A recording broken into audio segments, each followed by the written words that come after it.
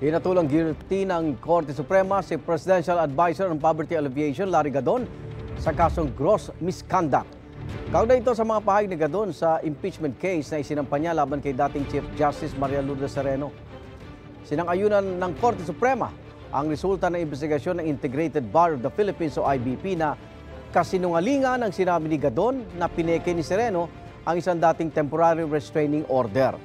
Napatunayan din sa korte na hindi nakabase sa personal niyang kaalaman o lehitimong dokumento ang mga pahayag ni Gadon. Disbarment o pagtatanggal sa listahan ng mga abogado ang parusa sa gross misconduct. Dahil disbarred na si Gadon noon pang June 2023, itatala na lang ito sa kanyang personal file. Pinagmumulta si Gadon ng 150,000 pesos.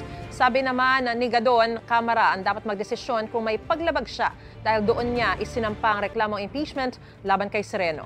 Dagdag niya kalabisan at wala raw basehan ang multang ipinataw sa kanya. Hinihintay pa raw ni Gadon ang kopya ng desisyon ng Korte Suprema para mapag-aralan kung magsasampa siya ng impeachment case laban sa mga hukom na pumirma sa desisyon. Igan, mauna ka sa mga balita. Mag-subscribe sa GMA Integrated News sa YouTube.